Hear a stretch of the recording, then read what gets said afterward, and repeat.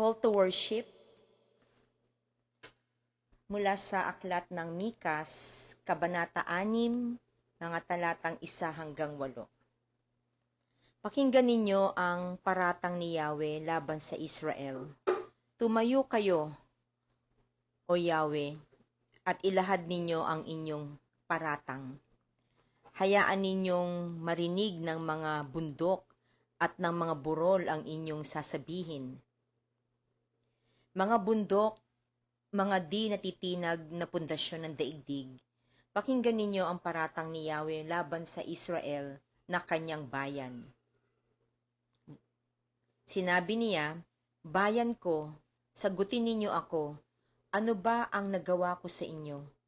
Paano ba ako naging pabigat sa inyo? Inilabas ko kayo sa lupain ng Ehipto at tinubos sa pagkaalipin. Isinugo ko sa inyo sina Moises, Aaron at Miriam upang kayo'y pangunahan. Bayan ko, gunutain ninyo ang plano ni Balak na hari ng Moab at ang tugon sa kanya ni Balaam na anak ni Beor at ang nangyari mula sa Sittim hanggang sa Gilgal. Alalahanin ninyo ang mga ito at malalaman ninyo ang ginawa ni Yahweh upang iligtas kayo. Ano ang dapat kong dalhin sa aking pagsamba kay Yahweh, ang Diyos ng kalangitan? Magdadala ba ako ng guyang 1 taon, ang gulang bilang handog na sinusunog sa kanyang harapan? Malugod kayo, siya kung handog ko ng libu-libong lupa o umaapaw na langis ng olibo? Ihahandog ko ba sa kanya ang aking anak na panganay, ang laman ng aking laman bilang kabayaran ng aking mga kasalanan? Itinuro na niya sa iyo kung ano ang mabuti. Ito ang nais ni Yahweh, maging makatarungan ka sa lahat ng bagay. Patuloy mong mahalin ang iyong kapwa at buong pagpapakumbabang sumunod ka sa iyong Diyos. Amen. Tayo po'y manalangin. O dakilang Diyos na makapangyarihan sa lahat, Lord Jesus, ang aming tagapagligtas, ang aming dakilang manggagamot. O God, the Holy Spirit, our mentor, our comforter, maraming salamat po, Panginoon, sa iyong mga salita na ibinigay niyo po, Panginoon, sa amin. Tunay nga, Panginoon, na sa aming paglapit sa iyo, ang tinitignan mong handog ay ang aming puso, handog na may puso mapagpakumbaba, handog na mayroong pusong humihingi ng tawad, Panginoon, sa mga pagkakasala. Dakilang Diyos, siyasatin niyo pong puso namin sa gabing ito. Kung sa aming pagharap ay may bahid kami ng pagkakasala, patawarin niyo po kami, Panginoon. You are a holy God and perfect God, and we are not perfect, Lord. Kaya nga kami, Panginoon, ay patuloy na lumuluhod, tumatawag sa iyong dakilang pangalan upang humingi ng kapatawaran sa mga kasalanan namin. Turuan mo po kami na iyong mga nilikha na ang aming maihandog sa iyo, Panginoon, ay ang buhay namin, na kahit na paulit-ulit kami nagkakasala, Panginoon, paulit-ulit kang magpapatawad, dakilang Diyos. At hindi po namin matatalos, Panginoon, yung laki ng pag-ibig mo po, Panginoon, sa amin. Makapangyarihan ng pag-ibig mo, dakilang Diyos. Kaya sa pag-ibig mo iyan na ibinibigay mo, Panginoon, sa amin, kami ay iyong lilinisin at pagiging banal, Panginoon, sa harapan mo. Tulungan niyo po kami, Holy Spirit, na lumakad na merong kabanalan, lumakad kami na merong katwiran, at naisin ng puso namin, Panginoon, ang buhay na masagana na mula po sa iyo. Samahan niyo po kami, Panginoon, sa aming pagsamba. Maging karapat-dapat po nawa ang inyong mga lingkod sa gabing ito sa pagharap po sa iyong banal na templo. Ganon din, Panginoon, dalangin namin ang aming mga kapatid na makakasama namin sa pagsamba sa gabing ito.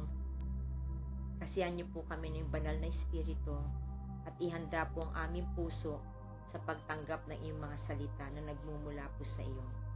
Tanggapin niyo po ang aming papurit pagsamba sa iyo, Panginoon. Balutin niyo po kami ng banal na tugo at ingatan po kami sa oras na ito upang walang anumang hadlang, Panginoon, ang siyang mangyari, Panginoon, sa aming pagsambang ito. Pinupuri ka namin sapagkat ikaw ay dakila, tapat, at walang hanggan. Diyos ng bayang Israel, ikaw din po ang Diyos ng aming bansa, Diyos ng aming pamilya, Panginoon. Maraming salamat po, Panginoon, sa kapayapaan, sa pag-ibig, sa pagpapatawad niyo po sa bawat sa amin. Ito po ang aking dalangin sa pangalan ni Jesus na aming Diyos tagapagligtas. Amen. Amen.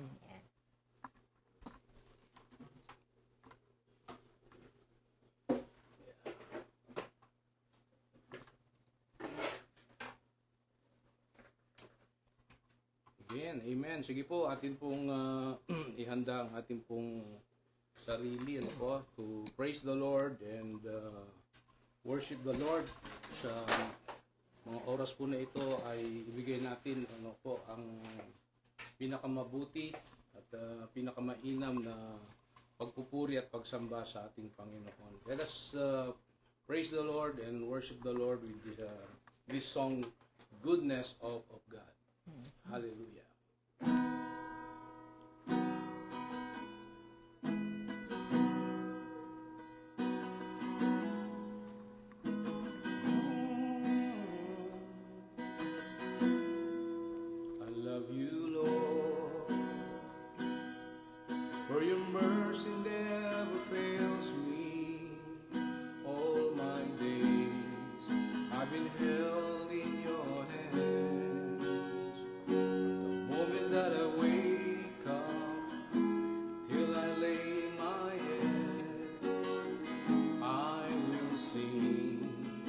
The goodness of God.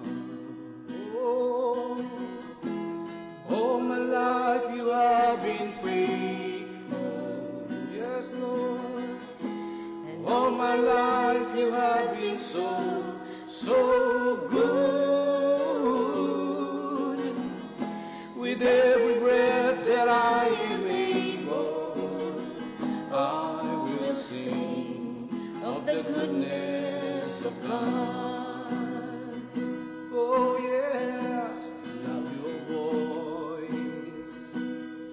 You have led me through the fire and darkest night. You are close like no other.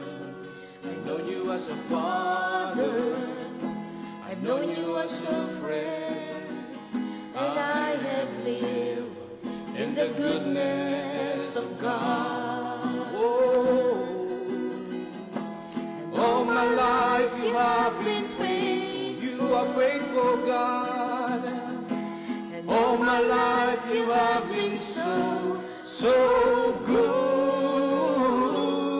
Oh, with every breath that I am able, I will sing of the goodness of God. All my life, 'cause all my life you have been faithful.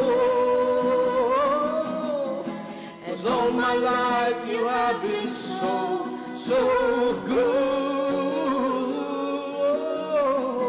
With every breath that I am able, I will sing of the goodness of God. Your goodness is running after me. Oh, your goodness is running after me. With my life laid down, I surrender now. I gave you everything.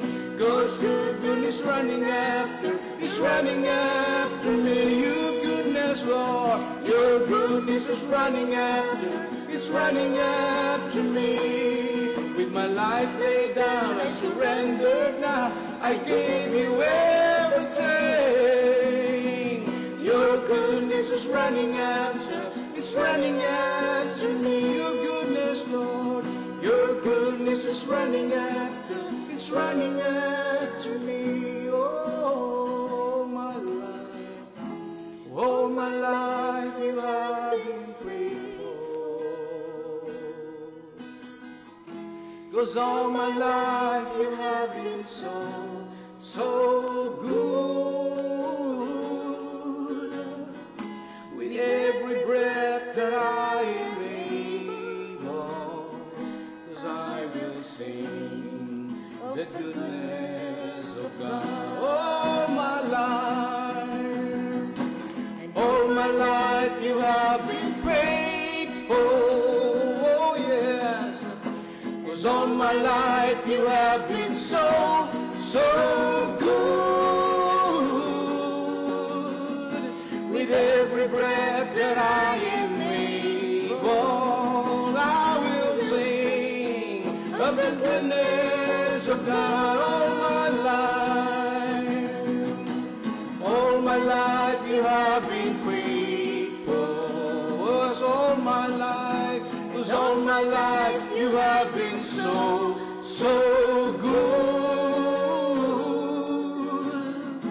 With every breath that I am able, 'cause I will sing of the goodness of God. I will sing of the goodness of God. 'Cause I will sing of the goodness of God. Oh yes, we sing your goodness, we sing your faithfulness, oh God.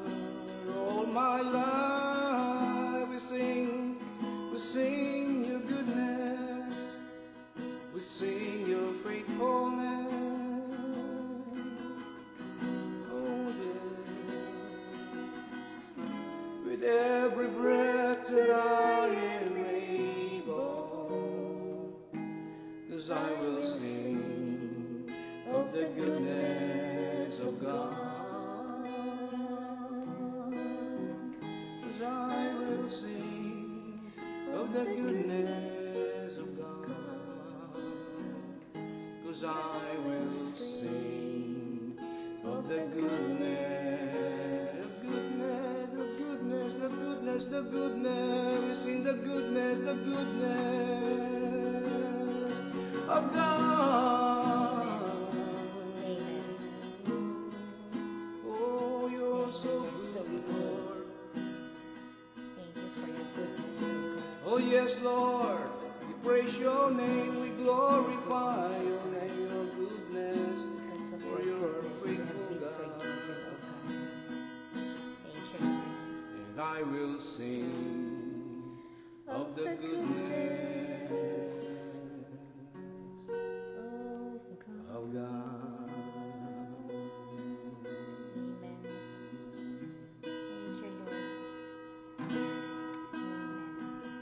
Yes, oh God, yes, Lord. Hallelujah. To you all the glory, honor, and praise. In Jesus' mighty name we pray. Amen. Amen. Amen.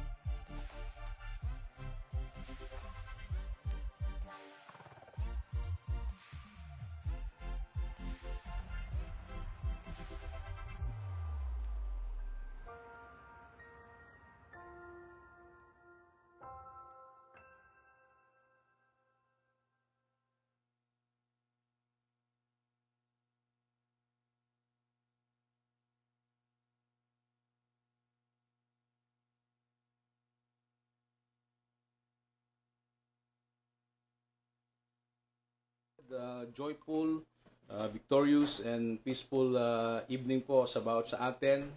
And welcome po sa ating Global Harvest Goshen Ministry online house worship celebration po. So shout out po sa bawat sa atin po, and I pray na bawat sa atin po ay patuloy po na ngayong gabi ay super excited and super expectant again to receive the word of the Lord, to receive the promises of the Lord, at maging yung hamon ng message ng Lord sa bawat sa atin. So tayo po ay let us just pause for our prayer. Manalangin po tayo sandali po.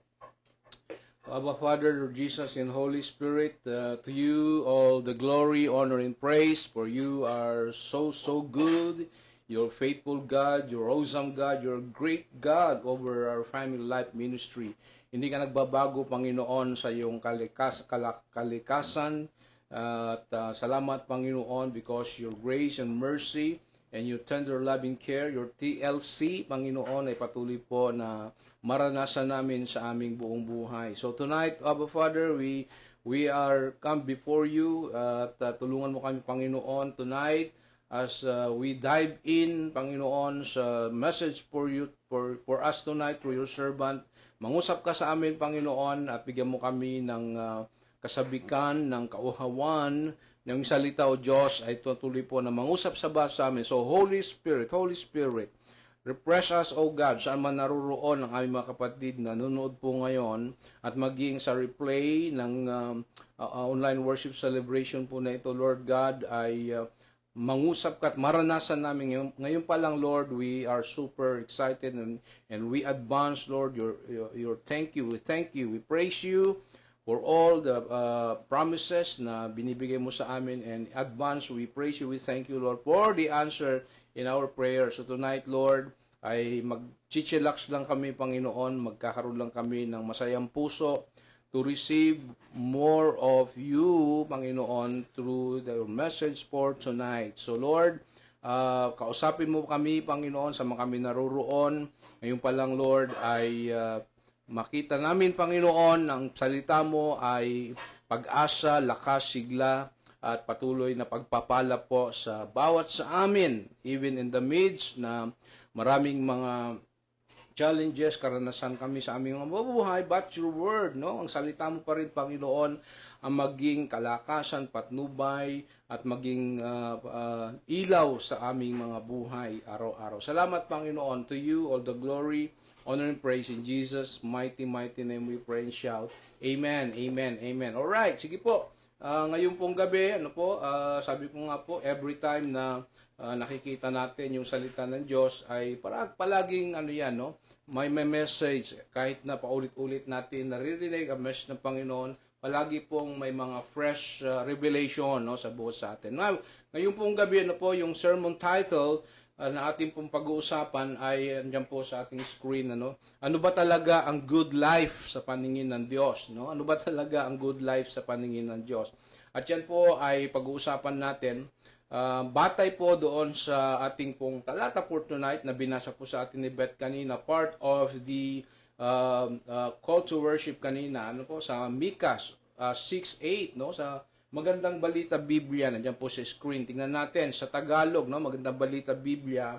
Ang sabi po diyan ay itinuro na niya sa iyo kung ano ang mabuti, Ito ang nais ni Yahweh, maging makatarungan ka sa lahat ng bagay, patuloy mong mahalin ang iyong kapwa, at buong pagpapakumbabang sumunod ka sa iyong Diyos. Yan po ay sa Magandang Balita Biblia. Now, in New International Version, basahin ko po, wala sa screen, pero nandiyan po sa atin. Basahin ko, Micah 6:8, sabi po doon, He has shown you, O man, what is good and what does the Lord require of you, but to do justly, to love mercy, and to walk humbly with your God. So, idagdag po ng Diyos ang kanyang salita sa pagkabasa sa bawat sa atin. Now, just to give you a little background para at least makita natin saan nanggagaling si Prophet Micah at maging sa bawat sa atin ngayon, saan niya gustong dalhin tayo dito po sa salita ng Panginoon sa Micah 6:8 po ay bahagi po ng ng mensahe po ng prophet Micah sa Israel, no, noong panahon na sila po ay lumalayo po sa Diyos at nalulubog sa kasalanan, no po, at kawalan ng katarungan. Yan po yung background po diyan.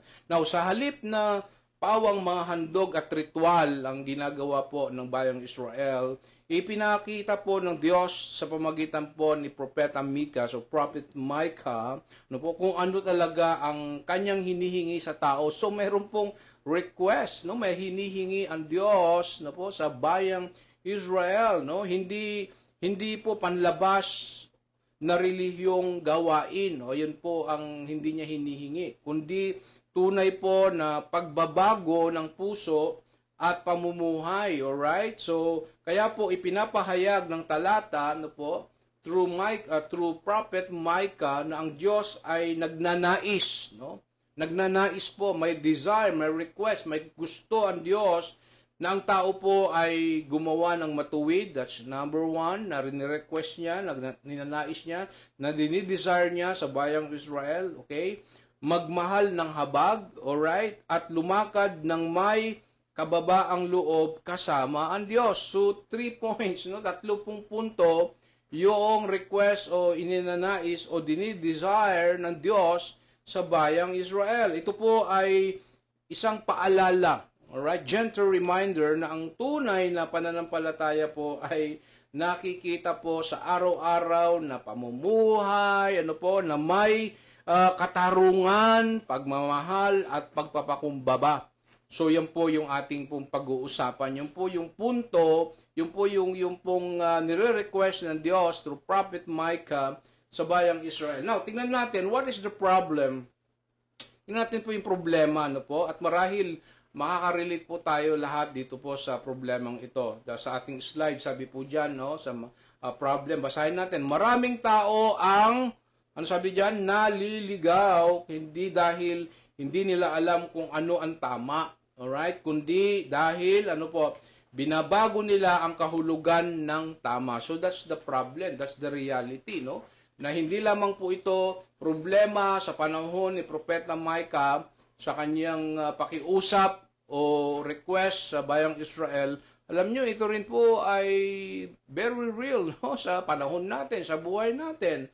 Itong problemang ito na maraming tao, alright, ang naliligaw, ulitin ko po, hindi dahil hindi nila alam kung ano ang tama, kundi dahil binabago po nila ang kahulugan ng tama. Alright? So yung salitang mabuti, no? Ang mabuti, alright, sa paningin ng tao, marahil ng lipunan ay kadalasang naiiba sa salitang mabuti, no? Sa paningin ng Diyos, maaring siguro sa paningin, kaisipan ng tao, yung salitang mabuti ay sa kanila ay tama. Pero po, ito po, yung salitang mabuti sa paningin ng Diyos, kapatid, sa standard o sa puso ng Diyos, yung kaisipan na mabuti sa tao ay kakaiba sa pamantayan o kaisipan ng Diyos. Parang isang, ano po ba yun, no? Parang isang tao na palaging active sa church. Halimbawa, alright?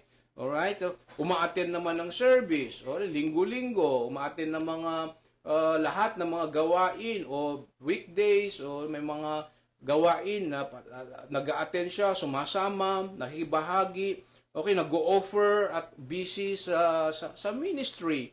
Alright? But sa alam niyo po, sa trabaho at bahay, unfair, no? Madaling mairita, madaling magalit at walang malasakit sa iba. Yun po yung problema, no? Sinasabi ng Diyos kaya po sa Micah chapter 6 verse 8, no, na hindi lang sapat ang panlabas na pagsamba.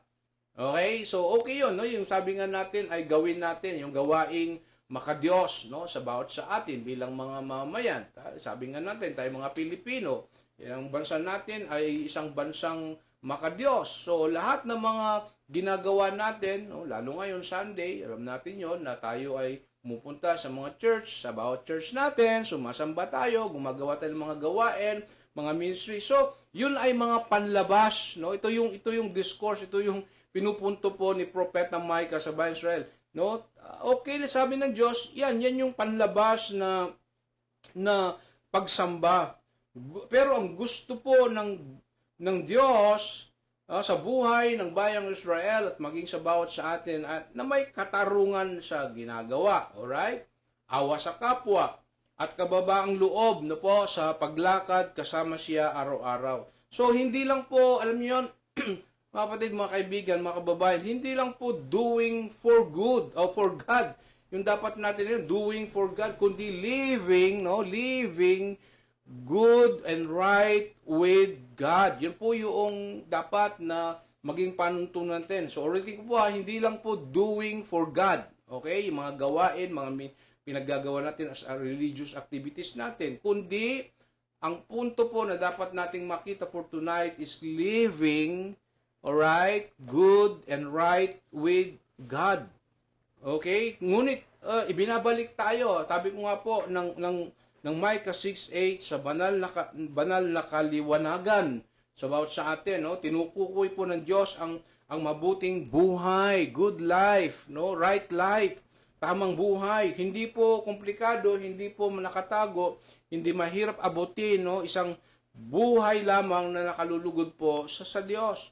You know, brothers and sisters in Christ, people were practicing religion outwardly, panlabas, no, na mga gawaing mga religion, no, but their hearts, sabi doon, their hearts were far from God. That's the problem, no po. People at the time of Prophet Micah, maging sa atin, no, maging sa atin siguro, this is eye-opener sa bawat sa atin. Maybe people were practicing religion, no po, outwardly, but again, no, their hearts were far from God, living without what?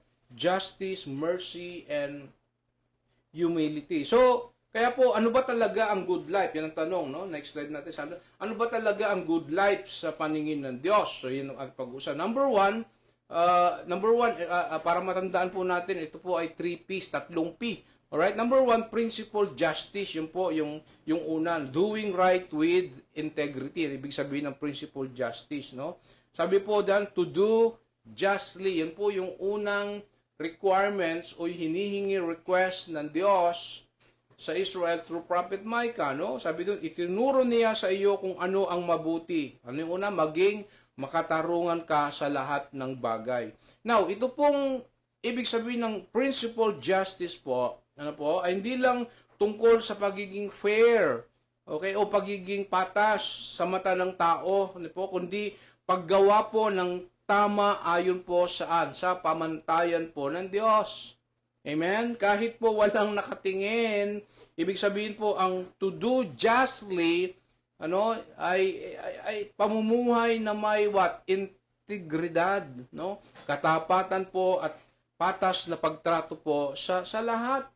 No, walang kinikilingan, no, walang pandaraya at walang kompromiso po sa tama. Tama po, no? Ito po yung klase po ng buhay na alam niyo po na kahit mas madali ang manlamang, manloko, pipiliin mo pa ring maging tapat.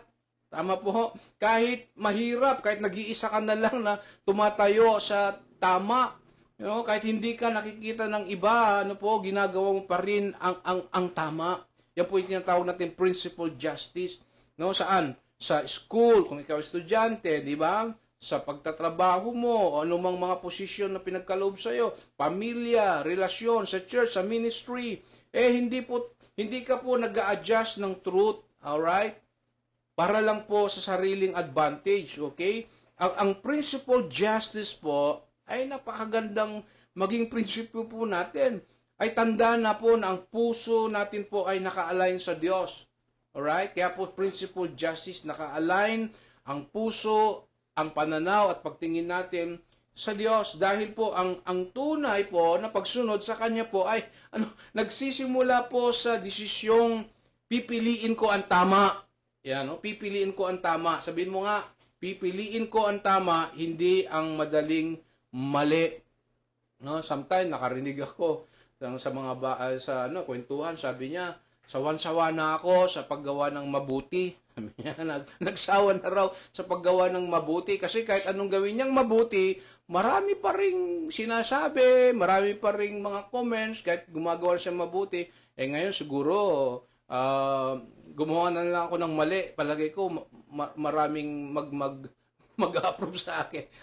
Alam niyo yun, no? May mga tao nagsawa na sa paggawa ng mabuti at puro kalukuhan at mali na lang daw ang kanyang ginagawa. No, I rebuke that, no? Hindi dapat po gano'n, no? God's goodness, okay, begins with what? Principled living. Kaya kinanta natin niya, His goodness, yung goodness ng Panginoon. God's goodness begin with principled living, a life anchored in what? In righteousness. Okay, maging makatarungan, maging patas.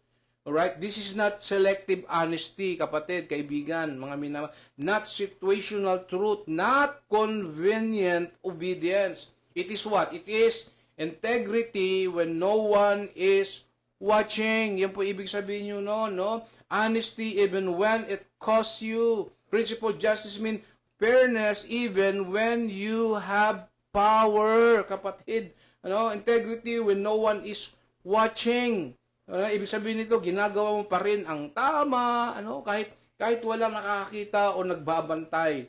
Hindi ka nagbabago ng ugali, depende po sa audience, tapat ka sa loob at sa labas. Yun po ibig sabihin, honesty even when it costs you. Ibig sabihin yun, pinipili mong magsabi po ng totoo, kahit mahirap, hindi dahil kagrupo mo, ka-organization mo, pero mali ang prinsipyo, mali ang pananaw, kahit may mawawala sa iyo, kapatid, sabi ko nga, like opportunity, comfort, or approval po ng iba. Mas mahalaga po sa atin ang truth kaysa po sa personal gain. Amen? Now, fairness, even when you have power, ibig sabihin po nito, ginagamit mo ng tama ang position, power, or authority mo na mayroon ka. Alright? Hindi ka lang aabuso. Alright? Hindi ka bias at pantay ang trato mo sa lahat kahit ikaw po ang may control o may kapangyarihan. Di po ba? Alam niyo po, mga kapatid, kaibigan, mga minamahal, ang mabuting buhay ng Diyos ay, isang buhay na patuloy po sa katwiran. Dahil po ang mabuti sa paningin po ng Diyos, kapatid, kaibigan, minamahal, mga kababayan, ay hindi kailanman nakabatay po sa kompromiso. Yan po mahirap, nakokompromiso natin. Ibig sabihin nakokompromise natin, yung totoo, yung tama, yung pananaw natin na dapat ay pinaglalaban natin, dahil nakompromiso ka na, tinalikuran mo na, wala na, hinayaan mo na yung tama ay maging mali at pinayagan mo na yung mali ay maging tama. Yun po yung ibig sabihin natin kompromiso. So ano po ang application natin dito po sa ating pong point number 1. Sabi po diyan sa ating pong application, basahin natin. Sa araw-araw na buhay, ang sabi, piliin mong gawin ang tama kahit walang nakatingin, maging honest sa school, trabaho at relasyon, at huwag makisabay sa mali kahit ito ay convenient o popular. So, ang ibig sabihin po nito ay araw-araw, na pamumuhay ang Diyos ay tinatawag po tayo na piliin ang tama. Okay? Kahit wala nakakita o nagbabantay, mahirap po ito. Pero ito po ang gusto ng Diyos, ang ninanais ng Diyos, ang request po ng Diyos. Alright? Sa bayang Israel, maging sa bawat sa atin. Hindi po ito nakadepende kung may reward o papuri. Alright? Kundi sa kung ano ang tama po sa mata ng Diyos. Sa school, halimbawa, itong tayo mga estudyante, di po ba? Pipiliin mong hindi mandaya kahit mahirap pong exam. Tama po, Sa trabaho naman, o sa negosyo, o gawain, magiging tapat ka kahit pwedeng makalusot sa maling paraan. O kung ikaw ay binigyan ng posisyon sa anumang sa bahay, o sa church, sa ministry, sa government, sa relasyon naman, maging totoo ka at hindi manluloko o magsisinungaling para lang sa sariling kapakanan. Okay? So that's the principle number 1. Principle number 2, Second P, po, passionate mercy. Ayan, passionate mercy. Loving others with compassion. So, sabi doon sa second part ng Micah 6:8, to love mercy. Ayan, okay? To love mercy. Ang passionate mercy po ay hindi lang po basta pagiging mabait, okay? Kundi isang malalim na po na pagmamahal at malasakit po sa kapwa. Yan po ibig sabihin ng passionate mercy na nagmumula saan? Sa puso. Okay? And to love mercy ay nangangahulugang hindi ka lang nagpapakita po ng awa o habag kapag ikaw ay convenient, kundi ginagawa mo mong lifestyle ang pag-unawa. Lifestyle po yan. No po? Lifestyle po ang sinasabi nating passionate mercy or ibig sabihin ay loving others with compassion. It is a habit. It is a lifestyle. Alright? Okay? So, ginagawa mo ang lifestyle ito, bahagi na ng buhay mo ang pag-unawa, pagpapatawad at pagtulong po sa iba. And that is passionate mercy, kapatid. Ito po yung klase ng puso po na hindi madaling manlait o manghusga. O ano po, excuse me, sa halip po, nauunawaan mo ang pinagdadaanan ng iba, yan po yung ibig sabihin, at handa kang magbigay ng pag-unawa, ng pagtulong sa pinagdadaanan po ng iba. Alright? Kahit may pagkakamali sa atin, pagkakamali sa iyo, hindi ka lang kind when easy, ano po, kundi compassionate kahit po mahirap. Now, ang passionate mercy po ay nakikita sa mga simpleng bagay. Alam niyo ba yon? Hindi naman po mahirap itong tinatawag nating passionate mercy. Ito po dapat nakikita, nararamdaman, nararanasan sa simpleng bagay. Ano? Halimbawa, pagdamay sa may pinagdadaanan, okay? Pagbibigay ng tulong sa iba't ibang kaparaanan, okay? Pagbibigay ng iyong oras at panahon, sa mga simpleng bagay. So hindi kailangan laging ang passionate mercy yung pagbibigay ng material, no? Maging yung iyong time, yung talent, yung treasure mo, yung oras mo, yung pagtrato mo sa iba na may dignity. Alam niyo po ba 'yon? Dahil ang tunay po na pagsunod po sa Diyos, kapatid, ay hindi lang tungkol po sa paggawa po ng tama, kundi, alam niyo po 'yon, pati pagmamahal sa paraan ng Diyos. Okay? So tingnan natin ano ba ang paraan ng Diyos, So napakaganda po 'yon, yung ating passionate mercy ay nakabatay sa pagmamahal sa paraan ng Diyos, may habag at may malasakit, ibig sabihin. Now, brothers and sisters in Christ, God does not only call us to show mercy. All right? God does not only call us to show mercy, but to love it passionately. Ibig sabihin, mercy is not weakness, it is strength under control. It means, it means choosing forgiveness over revenge, choosing kindness over criticism, choosing restoration over rejection. Yan po yung sinasabi nating mercy. Hindi ka maaring, alam niyo po yun, lumakad po sa kabutihan ng Diyos, habang, alam niyo yun, tinatanggihan ang biyaya ng Diyos para po sa iba. Po yun, dahil po ang puso po ng ating Diyos ay laging, alam niyo, nakatutok po sa pagpapanumbalik.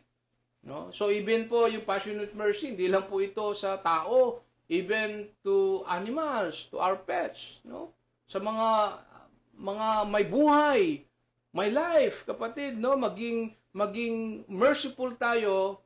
Alright, bigay natin yung ating pagmamalasakit, pagmamahal, pag-unawa, hindi lang sa tao, alright, kundi maging sa may buhay, alright, sa mga pets o kung kayo po ay may mga alagang mga pets, So purihin mo, shout out sa inyo, ayan. Pagpalain kayo ng Panginoon sa mga pet lovers, okay?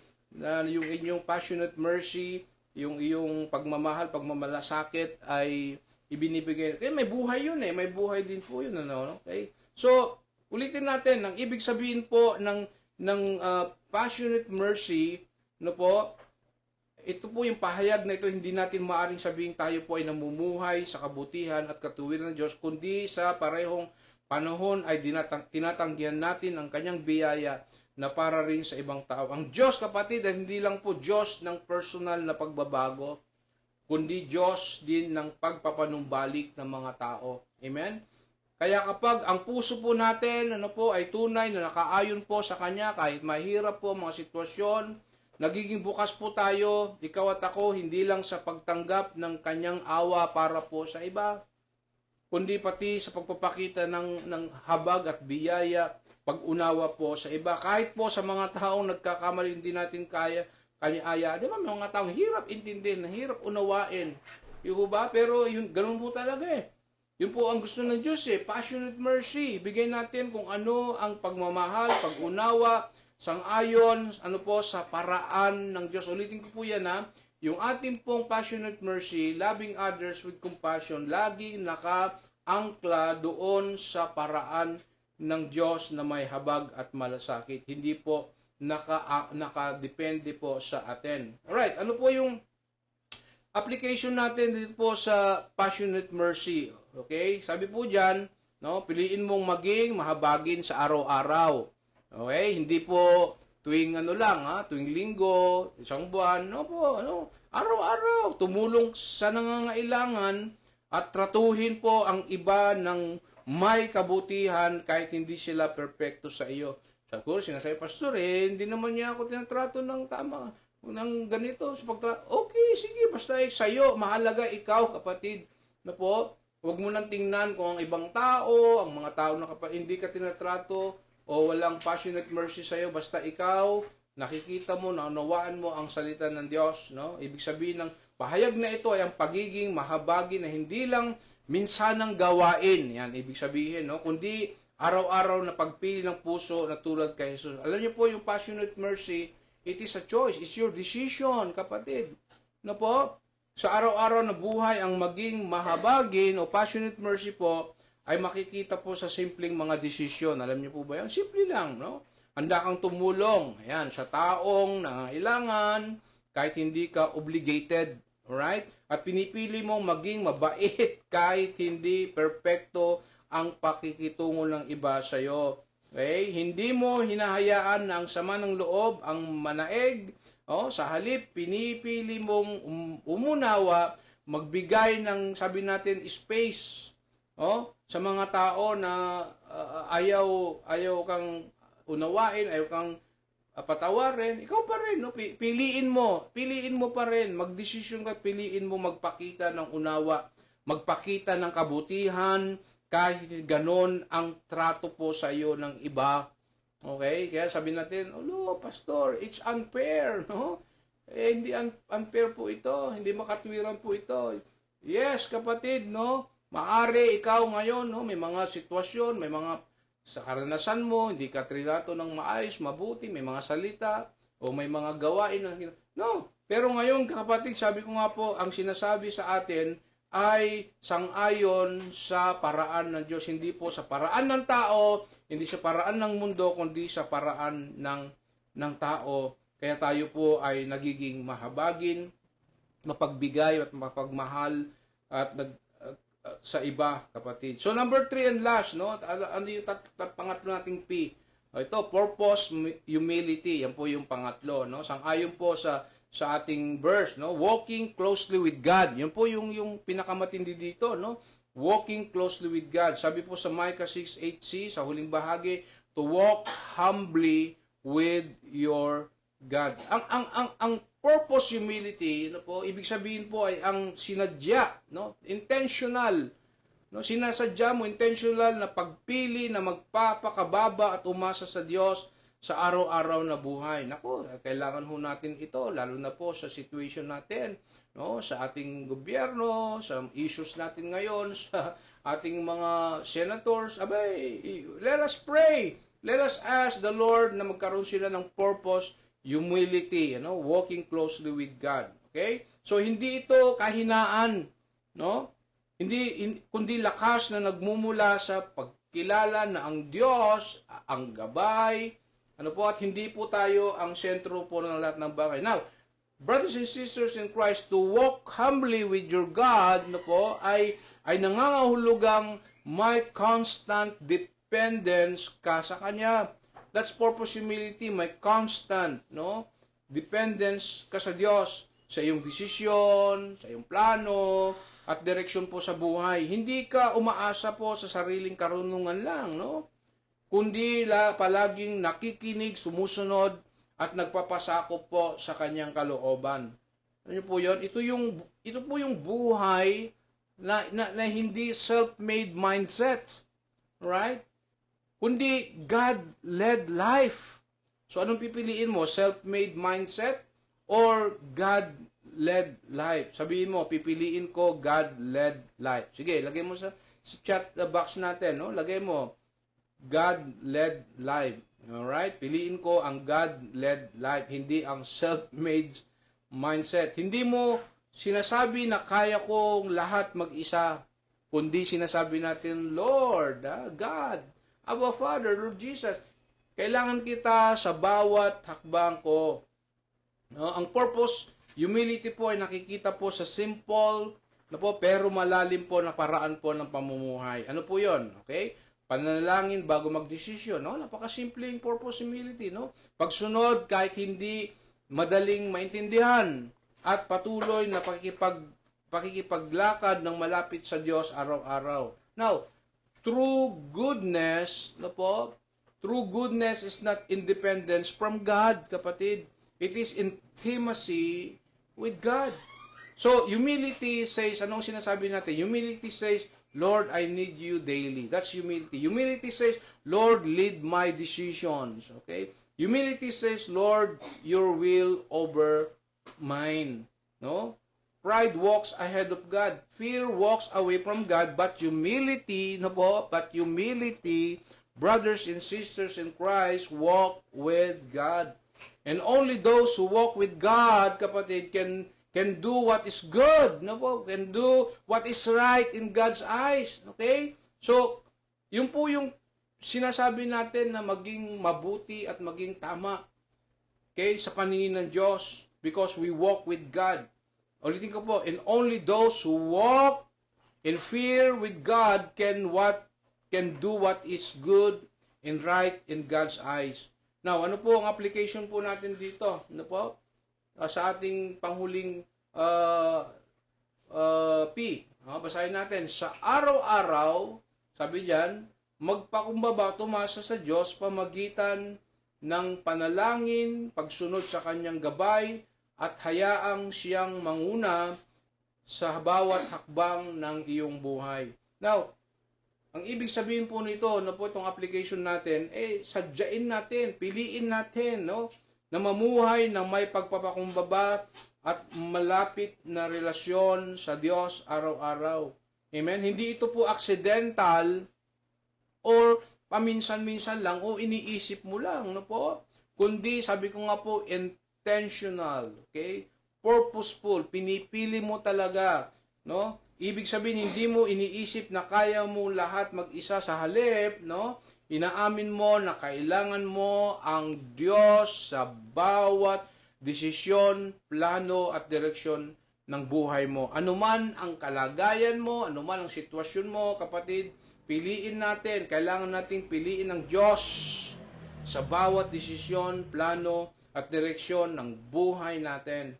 Now, in conclusion, kapatid, no, in conclusion, itong Micah 6:8, alright, simplifies what many complicate actually, di po ba? Micah 6:8, no, gentle reminder, simplifies what many complicate, a life pleasing to God, o a life what is good and right in the eyes of God, no po? Kaya po yung tanong natin, balikan natin, no? Summary natin, tingnan natin, sabi doon, anong tanong natin ulit? Diyan sa screen, ano ba talaga ang good life? Alright? Or right life sa paningin ng Diyos. Not only good life, but right life sa paningin ng Diyos. No? 3 P's. Okay?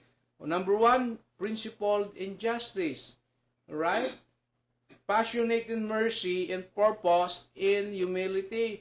Alam niyo po, mga kapatid, mga kababayan, no? Mga minamahal, alam niyo, sa panahon natin ngayon, sa ating buhay, sa atin pong ating bansa, sa nangyayari po sa atin, makikita natin na marami ang struggles tulad po ng corruption, injustice, division, misinformation at pagkawala ng compassion.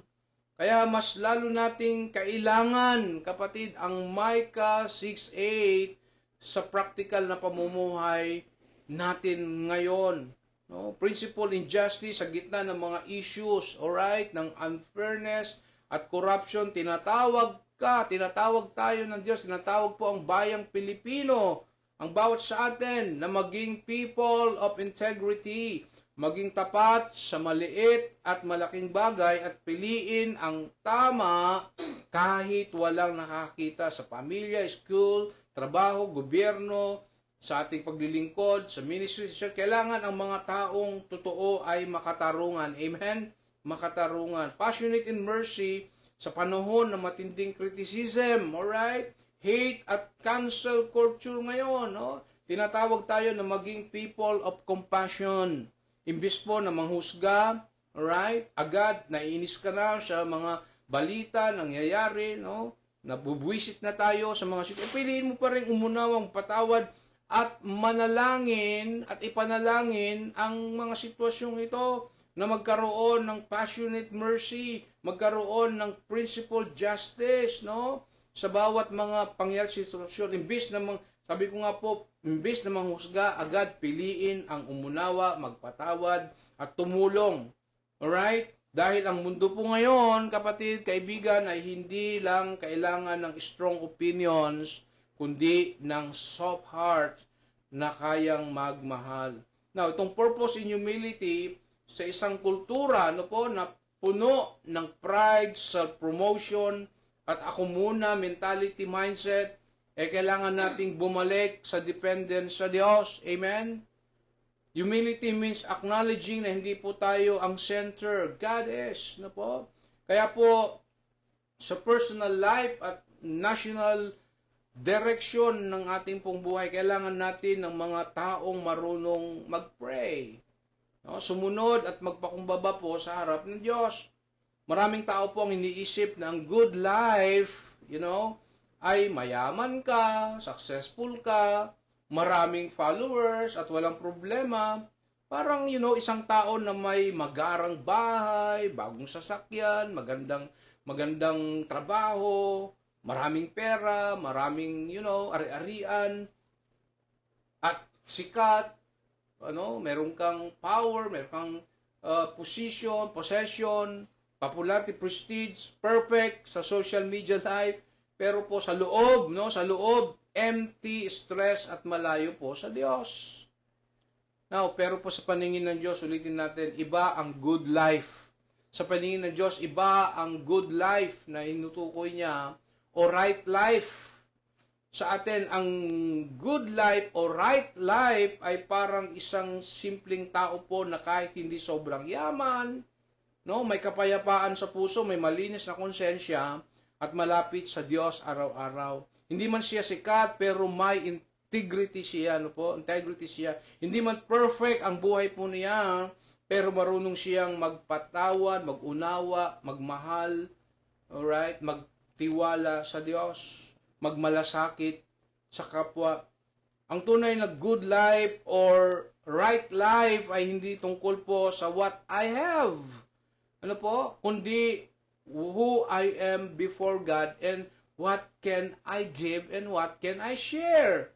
Hindi po siya nakabase po sa success ng mundo, kundi po sa relationship mo po sa Diyos. Sa paglakad mo sa katwiran at sa pagmamahal mo po at pagmamalasakit mo sa kapwa at maging sa ating mga pets. Okay? Alright? Kaya po sa paningin ng Diyos, kapatid, ang good life or right life ay hindi po loud life, kundi right life, buhay na tama, totoo, at nakaangkla po sa salita ng Diyos. Now, in summary, itong ating pong pinag-uusapan, ganyan po kapag ang buhay po ng isang tao, ang buhay po natin, ikaw at ako, At ang ating bansang Pilipinas, ang bawat mga Pilipino po, ay naka-root sa justice, Itong ating pong gobyerno, lahat ng ating pong, we pray that from the highest position, from our president down to the lowest position ng ating gobyerno, naka-root dapat, Let us pray and ask God, naka-angkla sa justice, mercy, and humility. Doon magsisimula ang tunay po na pagbabago, kapatid. Yes, magkakaroon talaga ng tunay na pagbabago. Hindi pa po itong mga situation na nangyayari sa ating mga paligid, sa ating buhay, personal, even po sa ating bansa, maging sa buong mundo. This is only temporal, amen? This will pass away. Ito po ay sa biyaya ng Diyos, magkakaroon po talaga ng pagbabago. That is our declaration, that is prayer, sa ating buhay, transformation, pagbabago, hindi lang po panlabas na pagbabago, kundi transformation ng puso at society. Amen?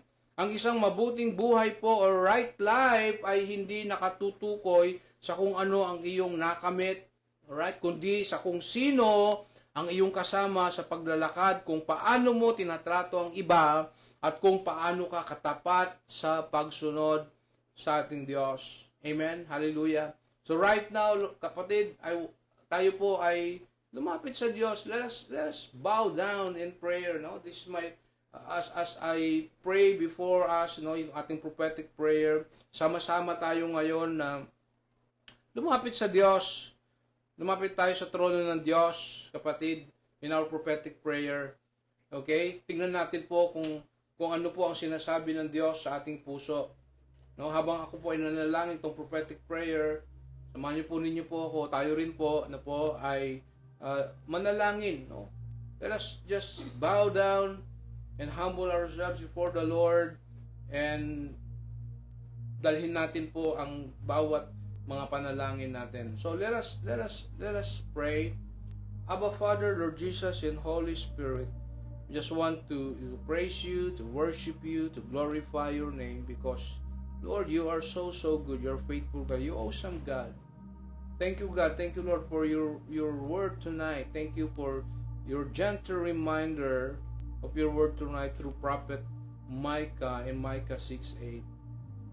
Po, Panginoon, salamat sapagkat ipinapakita mo sa amin kung ano ang tunay po at tamang mabuting buhay. At dinideklara namin na tutulungan mo kaming mamuhay po ng may katarungan, pagmamahal ng may habag at awa araw-araw.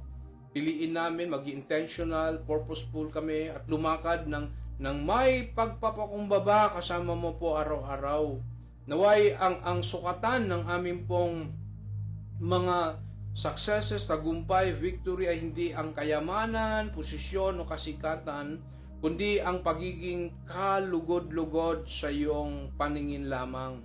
O Abba Father, Lord Jesus, and Holy Spirit, shape our heart to follow your will, and we will experience the truly good and right and meaningful life that comes from you only. O Diyos, Holy Spirit, and Lord Jesus, sa pangalan po ng aming Panginoong Jesucristo, ipinapahayag namin ng iyong salita in Micah 6:8 sa aming buhay, sa aming pamilya, sa aming pong bansa, Panginoon, maging sa buong mundo. Inideklara po namin na kami po ay magiging mga taong gumagawa po ng mabuti at tama, nagmamahal sa kahabagan, at lumalakad po ng may tunay na pagpapakumbaba kasama po ninyo araw-araw. O Abba Father, Lord Jesus, and Holy Spirit, remove, we cancel any pride, indifference, and injustice from our hearts, and replace them with your character in holiness. O yes, Lord, we proclaim that in the days to come, you will use us as channels an avenue of your light, truth, and love, and tender care, O Lord, and mercy and grace to our family, to our ministry, to our community, to our church, and to our nation, O God, and to the whole world. Kaya po, buksan mo po ang mga pintuan po ng pagkakataon upang maipakita po namin ang iyong kabutihan sa pamagitan ng aming mga salita at gawa. Idinideklara namin ng aming mga hakbang, O Diyos, araw-araw ay gagabayan ng iyong katarungan. Ang aming puso po ay magiging sensitibo po sa iyong tinig. At ang aming buhay po ay magiging patutuo ng iyong biyaya po. Sa bawat pagsubok po na aming nararanasan, sa bawat pagsubok na maaring dumarating sa aming pong pamilya, personal, at maging sa aming bansa at sa buong mundo, pipiliin naming magtiwala pa rin sa iyo. At sa bawat tagumpay, O Diyos, pipiliin naming magpakumbaba at harapan mo sa harapan po ninyo. We claim, O God, Lord Jesus and Holy Spirit, that the true and right life, Lord, will be ours. A life filled with your presence, peace, purpose, and blessing and breakthrough. Hallelujah. Our household will walk in your ways, and the next generation, we declare, we prophesy, that the next generation from generation will continue to love and obey you, O God. Ito po ang aming pong prophecy, prayer and declaration. Kami po ay tatawaging mga lingkod na tapat, mapagmahal, makatarungan at malapit sa puso ng Diyos. Oh yes, O Father, thank you for tonight. Alam po ninyo ang mga personal prayers ng aming mga kapatid. I pray, O Lord, in the name of Jesus, thank you, for you are so good, you're faithful God, and we thank you in advance for the answers in our prayers, O Lord. Salamat, Panginoon, sapagkat kayo ay Diyos noon, ngayon magpakailan pa man. Hindi ka nagbabago, you're still the same God, na iyong tender love and care, mercy and grace. So tonight, Lord, we thank you for the healing sabaw sa amin. In the name of Jesus, I declare the healing touch, the miracle of God sa anumang karamdaman na mayroon ka. Oh God, touch them right now, Lord. Restore their health. Restore yung lakas, sigla, kalusugan so that they will testify even the midst of ng karamdamang ito, either physical, spiritual, financial, emotional, relational, but you are our Jehovah Rapha, our healer. We thank you, Lord, because you are our Jehovah Jireh, our provider, ang Diyos na nagkakaloob at nagbibigay sa lahat ng aming pangailangan. Salamat po. Sa kabila ng aming mga pagkukulang at pagkakamali, ang iyong habag at biyaya, pagpapatawad, pagliligtas, pagpapala po ay sumasabog, rumaragasa sa buhay po ng bawat sa amin. So Lord, we thank you, we praise you, O Lord God, sa lahat ng iyong ginawa, ginagawa at gagawin pa po sa buhay ng bawat sa amin. Ito po ang aming dalangin, hinihiling sa mga kapangyarihan pa sa Kristo na aming Panginoon at aming tagapagligtas. Kapatid, let us receive the final blessing of our God. Just reach out your hands before the Lord and let us receive His final blessing. Brothers and sisters in Christ, friends, as we face another week, may the Lord be with you to live according to His will, to do right, to love mercy, and to walk humbly with Him. May His wisdom guide you in every decision, fill you with His peace in the midst of any challenge, and use you as a blessing to others. And now, brothers and sisters in Christ, may the grace of our Lord Jesus Christ, the love of God, the Father, and the fellowship of the Holy Spirit be with you, guide you, and abide with you now and forevermore. I bless you now in the name of the Father, and of the Son, and of the Holy Spirit. Amen, amen, amen. Okay, so a blessed, joyful, and peaceful evening po. Ito po ang inyo pong lingkod, Pastor Edric Ancheta, and thank you sa inyo pong pag-join tonight for our Global Harvest Goshen Ministry Online Worship Celebration. So, by God's grace, magkita-kita po tayo. And please kindly share. I-share po natin ito pong word ng Panginoon sa ating mga relatives, family here and abroad, so that the Lord will also bless them. Maging daluyan po tayo ng pagpapala through sharing His word tonight. So again, shalom and God bless.